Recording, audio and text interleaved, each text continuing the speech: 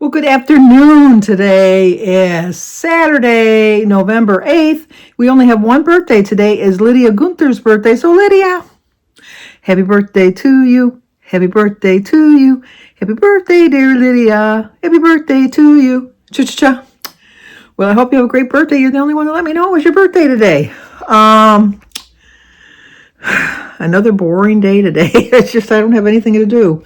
Mary's still in the hospital. They're going to keep her at least one more day. They think they've got her hemoglobins back in check, but they want to take precautionary measures and keep her one more day. So she's there still. We were going to go pick her up today, but no, guess not. And then Jim's just going to be watching football all day. I love football, but the only football I really watch is the Lions. And they're on tomorrow. They start at 4, and that's what time my Zoom call starts at 4. So I'm probably going to miss the first quarter. I'll kind of half watch it while I'm on my Zoom. I was going to see if we could change the time, but then Paul, my cousin who lives in Duluth, his team is playing at 1 o'clock. So we would be cutting into the end of his game, which is always more exciting than the beginning of a game. So there's that. Tomorrow I think I'm going to make the Outback onion soup, which I've done before. Yesterday I told you I was going to put the rest of the link for the what do you call it, chili that I was going to make, and I forgot to put it in, and somebody reminded me, so I did add the link later. So if you watched my video early and you didn't see the link and you were looking for it, if you go on there now, I have corrected that mistake. But if I remember, I'll put the video for the onion soup, because I think I did do a cook with me on that. It's very easy, and it was so good. It really was. It's very cheesy, though. But it's delicious. It really is. So I thought I'd make that for Jim and I. Jim is not one for a big soup eater for dinner. But on Sunday, I don't really cook a meal on Sunday, which is so odd because Sundays when I was growing up, and for the longest time, even after I was all grown up, although you'd never know it now, the way I act sometimes. But we used to have Sunday dinner at, we used to call it supper, at 1 o'clock. What we would do is we would go to 11 o'clock or 11:30 Mass, depending. And sometimes they changed the Mass times for some reason. But we always went to either the 11 or 11:30 Mass. And then when we got home, we'd have supper, like at 1 o'clock. We didn't eat breakfast before we went to church because back then you had to fast after midnight. You couldn't go to communion if you had eaten or drank anything. So we were very hungry for our luncheon meal. And then for dinner, we always just had whatever we could throw together. My mother taught us to be very independent very early on. I think one of the reasons I'm a better cook than most of my siblings is because being the oldest, I was kind of responsible for learning how to cook. We all learned how to cook, but since I was the oldest, they always expected me to cook with them or cook for them, I guess. But we would always have something very simple at sandwiches, or open up a can of soup, maybe make some French toast or something like that. But our big meal was always at 1 o'clock. And so we did that for years. And then after I got married, my mother still carried on the tradition. And so when my kids were little growing up, we always went over to my mother's house. And then when my mother moved in with me, for some reason I never cooked on Sundays. I don't know why, but we would have a during the week kind of a meal. Would I have everybody come over? And then that went on for years and years until my grandkids got so old that they were busy with like band practice, or Sophia's in student council, and David was working, and it just, we could never fit the time together. So the times for family meals are almost non-existent now, which is sad. But then it really did get to be so expensive. My kids offered to pay, money towards the meal and that, but it should be told, I just was, every year I get slow down a little bit more. I try not to. I really try not to, but every year I slow down just that little bit more. And it's just enough to say it's a lot of work. So I love being invited any place. And so if you want to invite me, I'm there. So, and then this year, I don't know, for some reason I thought I want to do Thanksgiving, because I haven't cooked them for my family in such a long time. And so I thought I want to cook for Thanksgiving. So I invited Denise and her family, and I invited Mary, and my brother Michael goes to his son's house, well, usually he goes to the Lions game because the Lions always play on Thanksgiving, and then they go to I take that back. He goes to Amy, Molly's sister Amy's house, because what they do is after the game they go and they have a turkey after the game. So my brother always goes to his in-laws for Thanksgiving, and so I bit the bullet and said I would do Thanksgiving. So then when Jim and I were grocery shopping yesterday, I don't know if it's true, but I've heard there's going to be a turkey shortage because of a turkey flu, which I've never heard of, but I don't know if it's just a scam or whatever. But anyway, when I was shopping, they were putting out turkeys, and they were expensive, though. There was $1.89 a pound, but I need a big bird because I got a lot of people coming. So I was looking at it, and it was $1.89 a pound. And I thought, oh my gosh, I know that it'll be cheaper closer to Thanksgiving, but then I was afraid I wouldn't be able to get a big bird because I got a 22-pound bird, and so I paid like $42, almost $42 for this turkey, and but I thought I'd rather just have it. I do plan on getting another turkey when it gets closer to Thanksgiving, because my daughter Christy always would like a turkey for her birthday dinner. And not that I do birthday dinners anymore, but just on the off shot that I decide to do a birthday dinner in March next year, I'd like to have an extra turkey in the freezer. So I'll probably get a cheaper one then, although it won't be probably as big. I could be wrong about that. But I remember last year I was waiting for them to bring the turkeys out, and I was helping the one lady put the turkeys in the freezer, and then she says, well, what are you looking for? And I said, well, I need a big bird. I need a really big bird, and these are all too small. And so she says, well, just wait 1 minute. So then she went in the back, and she brought it out of another box, and she opened it up, and she found me a 24-pound turkey, and she put it right into my cart before she put it into the freezer. And I said, well, thank you so much. That was so nice. You didn't have to do that. And she says, and you didn't have to help me put the turkeys in the freezer. She says, you know what? It pays to be nice. And I go, oh, I know that to be true. I just know that to be true. So, like I said, it doesn't hurt to be nice. It just really doesn't. Even at the most ornery, awful, crabby people, sometimes you just have to try to be nice to them. Sometimes it doesn't work. A lot of times it doesn't work, especially nowadays. People just want to be in their own little bubble. And but if I can spread a little bit of sunshine, I'm going to try. I'm just going to try.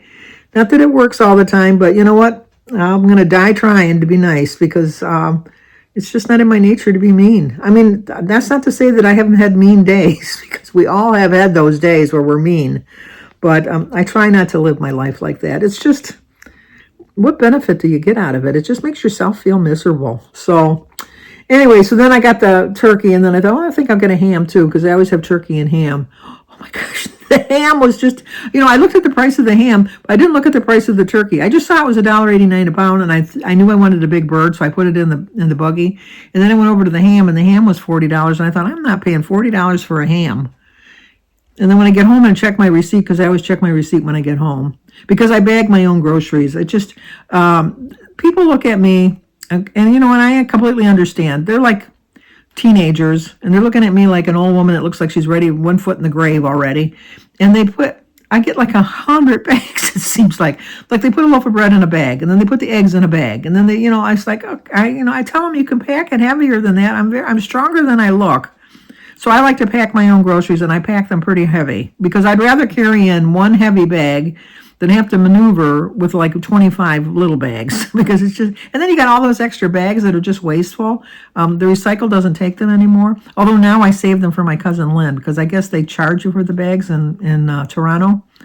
And so she uses them for trash bags or something. So I'm just going to throw them away anyhow. So I save them for when she comes. So Lynn, I have a bunch of bags for you yet again.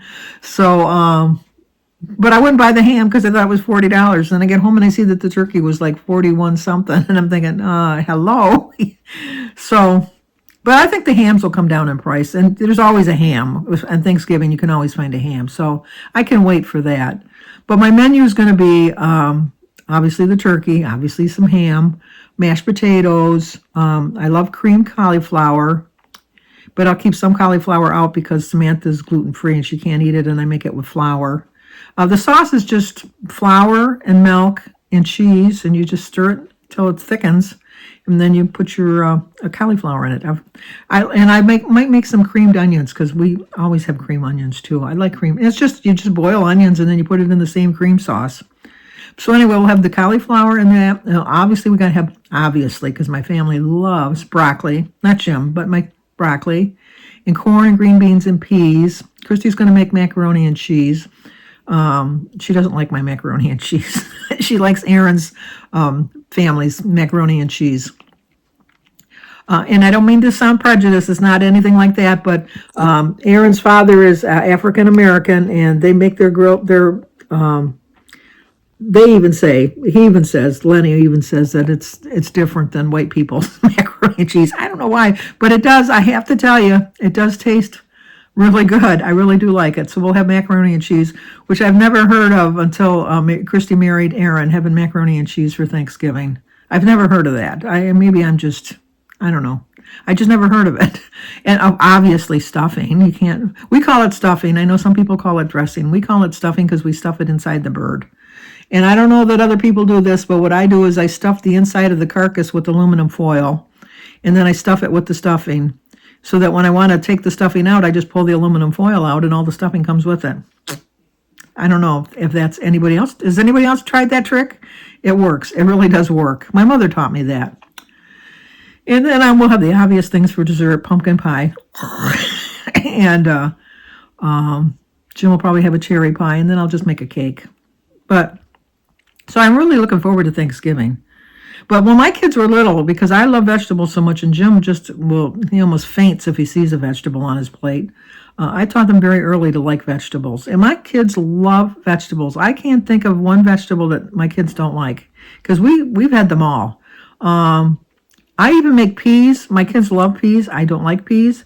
But like I said, I wanted my kids to like things. So I would eat peas when they were growing up, knowing that I didn't like them, but I wanted to show them that, like you can still eat a vegetable and grow an acquired taste for them. Peas is one vegetable I've never acquired a taste for. Although I love pea soup. Love pea soup. Don't like peas. Just don't like peas. But that's just me, I guess. So my plans for today is I'm going to watch some YouTube videos. I'm going to finish my book. It's just okay. It really is. I should remind you again which book I'm reading. It's just okay.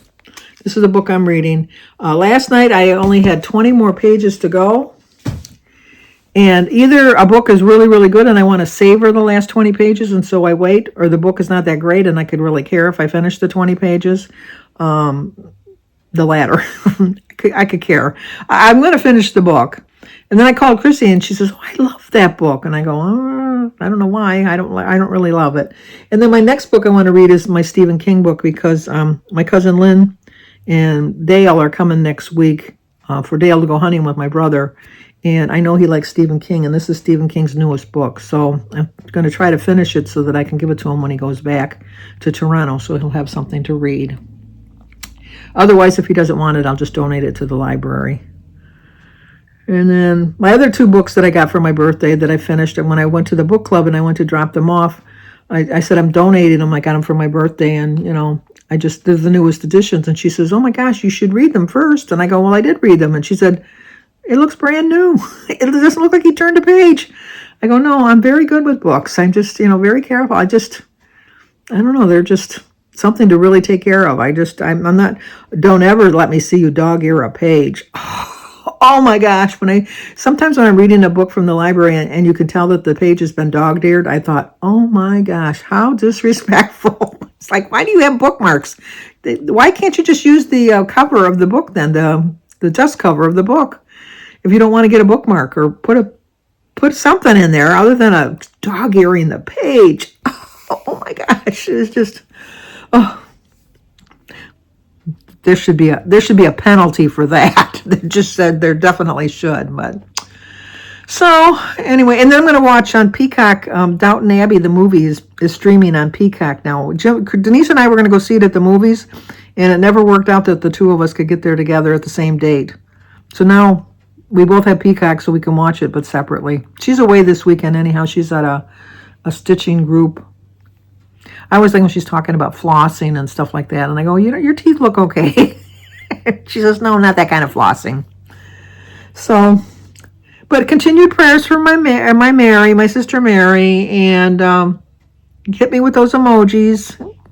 I love them. I love them. I love them. Like I said, my emojis coming back never make any sense, but I find them cute. And be nice. Say hi to somebody today. Just go out of your way to say hi to somebody today.